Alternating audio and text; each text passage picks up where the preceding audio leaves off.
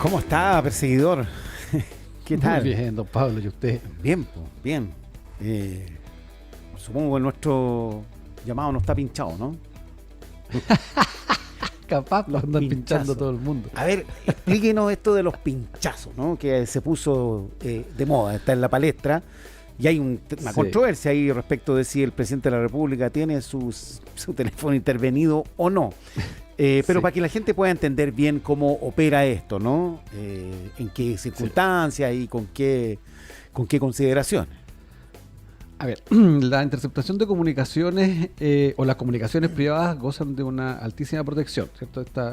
Bueno, la libertad es la máxima, luego la vida, la libertad, pero las comunicaciones privadas es asimilable a la inviolabilidad del hogar, la inviolabilidad de las comunicaciones. Entonces, no se pueden interceptar las comunicaciones de las personas, salvo con autorización judicial y en la medida que la Fiscalía pueda acreditar ante el juez de garantía que existen fundadas sospechas basadas en hechos determinados de que la persona que se va a interceptar, solo un imputado, no se puede interceptar a otras personas, excepcionalmente sí hay una norma que lo permite, pero en general y para estos efectos, al imputado con respecto al cual se tiene estas fundadas sospechas de que ha tenido participación en un delito, no cualquier delito, sino que en un delito que tenga pena de crimen u otro tipo de delitos funcionarios. ¿Ya? En este caso se acredita ante el tribunal y es el tribunal, el juzgado de garantía, el que autoriza o rechaza esa medida. ¿Ya? Entonces no es llegar a interceptar teléfono. El presidente de la República no tiene patente de corso en Chile, ni ningún ciudadano, por lo tanto evidentemente puede ser investigado. Lo que pasa con respecto al presidente de la República es que no puede ser juzgado penalmente durante su periodo, es como un fuero como funcional, digamos. Claro. Mientras el presidente está en ejercicio no puede ser juzgado, salvo que se promueva en este caso, o en el caso que un presidente de la República vinculado con hechos constitutivos de delito, una acusación constitucional. Claro. Y ahí sí podría ser... No puede ser removido juzgado, del pero cargo. puede ser investigado. Sí, por supuesto, ¿Qué? todo. No hay persona en Chile que no pueda ser Claro. investigada, digamos. Pues imaginémonos los ejemplos, ¿qué pasa si en su gira arriba del tren ahora el presidente Claro. saca una pistola y mata a alguien, digamos? Sí, pues. Como te No, digo, de hecho, si y de puede hecho ser ha investigado. ocurrido, digamos, presidentes que han sido, Sí, han por prestado cierto. declaración, Michelle Bachelet, Sebastián Piñera, el propio Gabriel Boric. Pero Exacto. Pero Puede yendo ser- puede ser al tema investigado. que se esgrime respecto de la seguridad nacional, el contenido de las conversaciones del presidente, de algunos de sus asesores, ¿esto es una consideración Claro. importante para la investigación? El hecho de que se pinche un teléfono que, bueno, puede contener información extremadamente delicada.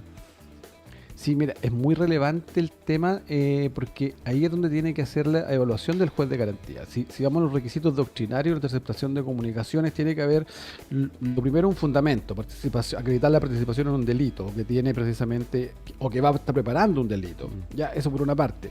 Lo otro, la medida tiene que ser proporcional. O sea, interceptar las comunicaciones del presidente de la República debe referirse a hechos graves que vienen, que van a ser cometidos por él o que fueron cometidos por él. Porque precisamente para eso está el juez de garantía. El juez de garantía debe poner precisamente en la balanza todos estos antecedentes y otorgar o no una medida intrusiva de esa naturaleza. Al igual que con respecto al fiscal, digamos. El fiscal también debe realizar, porque el fiscal investiga con un principio de objetividad. Aquí no tenemos un sistema nosotros en que los fiscales son más bien como que antes, que sí existen en otras partes, digamos, con un sentido mucho más persecutor. Acá tiene que cumplir con un principio de objetividad y la necesariedad de la medida, porque además esta medida tiene que ser indispensable para el esclarecimiento de los hechos. Ya no es que yo intercepto por si acaso encuentro algo, sino que esa interceptación y esas comunicaciones que yo voy a tener tienen que ser indispensables para esclarecer el delito que se cometió o indispensable para esclarecer la participación que se va a tener en un delito que se va a cometer en el futuro. Claro. ¿Ya? Entonces, si te fijas, en este caso, sí, y además que adquiere relevancia con el tema que hemos hablado otros martes, que dice relación con el adecuado control que pueda tener o no el Ministerio Público en las comunicaciones y el asunto de las filtraciones, si te fijas. ¿Ya? Al parecer, y yo no he escuchado un mea culpa de parte del Ministerio Público, pero al parecer sí existe una especie de filtración, porque en este caso, ya que se tenga conocimiento de este tipo de medidas, y si, a ver, demos por cierto que sí se solicitó y que se denegó, que es lo que ha dicho la prensa. Que se le solicitó la intercepción del teléfono del presidente de la República, ¿no? Claro. Eso, y que se denegó, Eso, claro. sí, Eso es lo que se sabe. habría Pero eso no se está habría confirmado. producido. Claro, no está confirmado. Es una pero si se versión produjo trascendido. Si se produjo es gravísimo, porque se habría producido dentro del marco de una investigación de lavado de dinero. Entonces, en este caso, esas investigaciones son reservadas para todos, o sea, solamente tiene acceso a ellas la Fiscalía. Entonces, como te digo, puede servir esto para que los políticos, cuando topan los políticos este tipo de cosas, se dictan leyes, y podría ser sano que se dictaran leyes que regularan precisamente el acceso a las comunicaciones por parte de los intervinientes, que no sea el Ministerio Público y el juez de garantía en un punto determinado. No todos tienen derecho a conocer todo lo que se conversa, y aquí nuevamente la pertinencia de las comunicaciones, porque tampoco puede... Los comentarios políticos, los cagüines, las infidelidades, evidentemente no estaría bueno ya que se regulara aquello, y se ha regulado en otras partes, digamos. Y eso lo pueden hacer nuestros legisladores. Eso se puede regular. Sí, por cierto, sí se ha regulado en otros lados. En Estados Unidos está regulado, por ejemplo.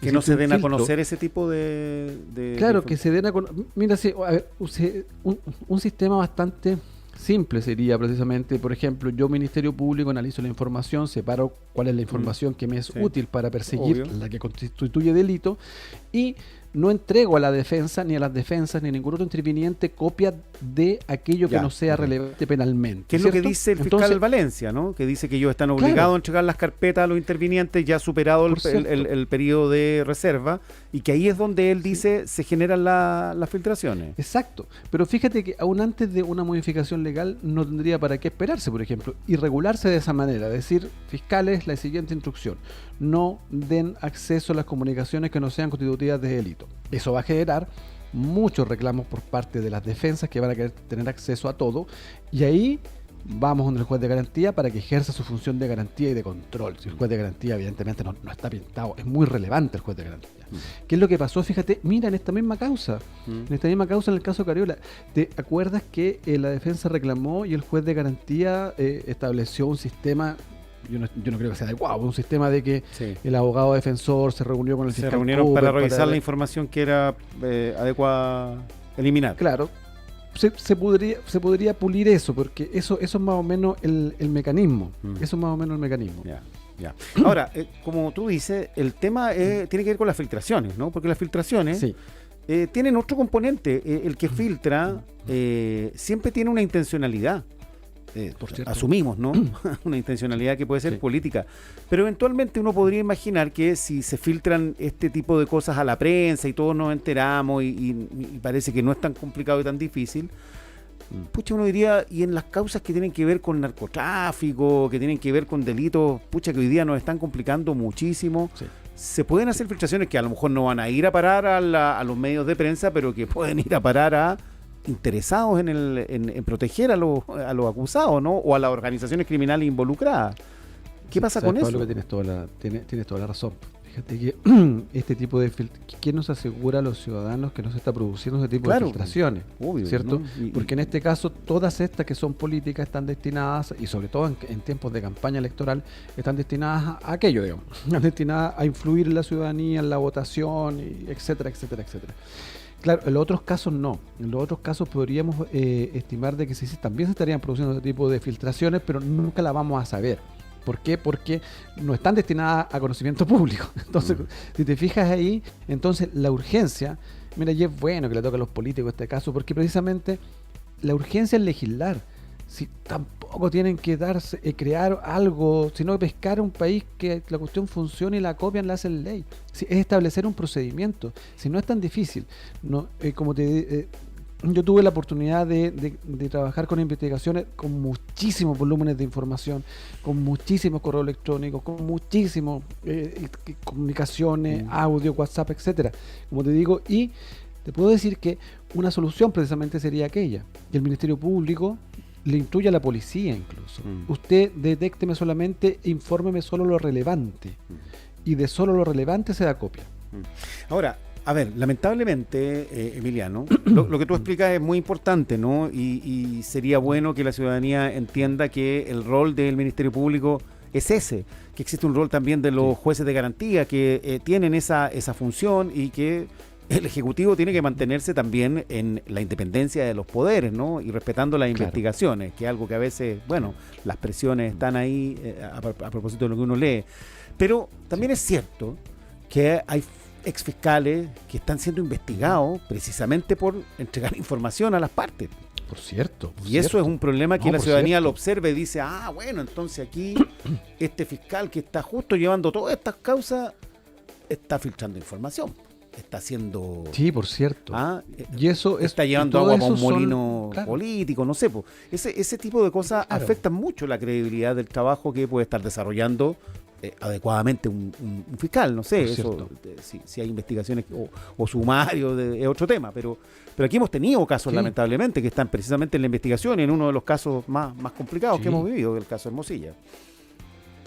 Sí, ¿no? Y hay un fiscal regional suspendido también. Entonces, como te digo, claro. sí, y eso contribuye precisamente a la deslegitimación de las instituciones que hemos hablado muchas veces, que al final lo que hace es debilitar el Estado de Derecho, la democracia, etcétera, etcétera. Entonces, como te digo, eso también trae aparejado de que sería necesario también que la ciudadanía conozca qué está pasando con las investigaciones que están investigando las filtraciones. Porque sabemos que hay un fiscal que está investigando las filtraciones, pero no sabemos si hay avances, si no hay avances, si nadie le está diciendo al Ministerio Público que informe periódicamente el contenido de las investigaciones, pero sí si hay avance o no hay avances, como te digo, porque si no, esto se diluye y lleva a que las personas no confíen en la institucionalidad. Es bastante relevante justo el momento en que estamos viviendo ahora. Y fíjate que también, porque vemos, ya está bien, hay defectos de control en la Fiscalía, eso parece ser algo evidente, pero también hay defectos y hay conductas como de matonaje por parte y defensas corporativas del espectro político, porque ocurre que porque no les gustó la diligencia que se realizó con respecto a la diputada Cariola por parte del fiscal Cooper, se promueve una solicitud de remoción ante la Corte Suprema del fiscal regional por parte de los políticos que están siendo investigados. Habla muy mal del sistema en general, si te fijas, Pablo. Entonces, como te digo, sí, dale. No, quería volver a la posibilidad de que, como tú dijiste al comienzo, se introduzcan algunos cambios, ¿no? Porque el asunto se transforma en un problema y va a seguir siéndolo, ¿no? Las filtraciones y todo lo demás. Esos cambios... digamos, se podrían dar, existen otros países donde se ha hecho, ¿qué se necesita para que eso pueda transformarse en una conversación válida, ¿no? Dentro de todo este panorama, ¿no? Donde parece que todos están como defendiendo cuando les toca a ellos el problema. Sí. ¿Por qué no pensarlo? Porque porque una cuestión es celebrar cuando a otros que son, digamos, opositores les pasa y después cuando toca a los propios, bueno... se buscan otros caminos, pero el problema de la filtración independiente a quien le toque y de ciertos contenidos que no tienen nada que ver con las investigaciones es algo que parece ser muy razonable entrarle, digamos, desde donde sea, y si es una legislación, eso debiera ser parte de, ¿no? La conversación. Exacto, mira, Pablo, las filtraciones, vamos a vivir toda la vida con las filtraciones de hechos o de antecedentes que den cuenta de conductas constitutivas de delito. Porque cuando una persona comete un delito, está obligado a soportar que sus interpretaciones se conozcan en algún momento. Sean, se me quite el teléfono, se me quite el computador, se me quite todo, ¿cierto? Y que todas aquellas que sean constitutivas de delito se conozcan. Y esas se van a tener que conocer, porque esas van a estar en una carpeta de investigación y se van a entregar a todos los intervinientes y se van a entregar a las víctimas, etcétera, etcétera. Y esto se va a saber. Y el periodismo investigativo va a seguir haciendo su trabajo y van a seguir adquiriendo sus fuentes, etcétera. Lo que se regula en general en el espectro internacional es precisamente que no se produzcan filtraciones ni se conozcan antecedentes de hechos que nos digan relación con delito alguno. Que son muchas cosas las que hemos estado viviendo ya en el último año, yo diría, Pablo, incluso capaz que un poco más, capaz que sea corto, de cuestiones que no tienen nada que ver y que pueden ser utilizadas única y exclusivamente con afanes político-partidistas. Entonces, para eso el mecanismo es bien simple. Si la Fiscalía tiene obligación de revisar los antecedentes y de escuchar todo, personalmente o a través de las policías. Ahora más encima tienes una cantidad de herramientas tecnológicas que te transforman los audios en resúmenes, horas de audio te lo transforman en resumen en 10 minutos, cuestiones que antes uno no tenía, que te lo interpreta, etcétera. La policía, existen los medios adecuados. Ahora, todo eso debería ser útil para que las investigaciones avancen con mayor celeridad. Por cierto, por supuesto. Por cierto. Entonces, con eso ya solamente se deja que ya que sea constitutivo de delito. Y lo que no es, nadie tiene derecho a conocerlo y la fiscalía dice, sabe, no le doy copia. Y la defensa que va a querer tener acceso, u otros querellantes que sean políticos que van a querer tener acceso, van a ir a reclamar ante un juez de garantía. Por eso se llama juez de garantías o de control. El juez de garantía se denomina juez de control o garantías. Emiliano, precisamente porque controla que no se vulneren las garantías. Por supuesto. Se nos va el tiempo porque hay harto tema, pero quiero preguntarte rápidamente por los videos de Claudio Crespo, que dio a conocer CIPER, ¿no? Que son videos que entiendo son parte del juicio, ¿no? Que fueron exhibidos, ¿no? De hecho, el reportaje lo dice ahí. Claudio Crespo habló hoy día, dijo que él estaba muy tranquilo, que no se arrepentía de nada de lo que aparecía ahí, que esto, digamos, tenía un contexto y que él no había, digamos, torturado a nadie, dañado a nadie. ¿Qué opinión te merece eso? Y para que también los auditores lo entiendan, ¿eso es una evidencia válida para el juicio que se está llevando adelante contra Claudio Crespo? ¿Qué señal te da lo que hemos visto? Sí, a ver, la Fiscalía utiliza no solo pruebas directas del hecho, digamos, en este caso, esos hechos no están siendo juzgados, digamos. Entiendo. Ni es el hecho principal que está siendo juzgado, las acciones que se ven o que se señalan con respecto a las personas que son víctimas de esas acciones, digamos. Entonces es prueba de contexto. Y esa prueba, para ser presentada en un juicio oral, ya pasó a una audiencia de preparación de juicio oral, se estimó que era pertinente y pasa. Y se muestra en el juicio. ¿Y cuál es la utilidad de aquello? Es fundamentalmente el contexto. A ver, cambiémonos de delito. Si yo estoy juzgando a alguien por un delito de abuso sexual, ¿ya? Y encuentro que esta persona en su computadora además tiene muchos videos de abuso sexual. Claro, demuestra el contexto de que ese sujeto es capaz de cometer ese tipo de acciones. Haciendo amenazas de que va a cometer un delito de esa naturaleza. Es de contexto. Pero ni aún con 1 millón de pruebas de contexto bastará para condenar a una persona si es que el hecho principal que está siendo juzgado, que entiendo que son las lesiones de Gustavo Gatica. Sí, entonces, es el caso de Gustavo Gatica, sí. Sí, el caso de Gustavo Gatica, si no hay prueba que acredite de una participación y un nexo causal entre la acción desplegada por el imputado y las lesiones sufridas en ese caso, la prueba de contexto no va a servir, pero esa es la utilidad. Y para eso la Fiscalía viene utilizando hace mucho. Esto comenzó en el caso Lavandero, fíjate. No sé, yo creo que nosotros no acordamos, pero hay muchos auditores que no. Si los hechos que se están juzgando tienen que ver directamente con el caso de Gustavo Gatica, y aquí aparecen, digamos, otras detenciones, otras amenazas y otro uso, digamos, irregular de los protocolos, en fin.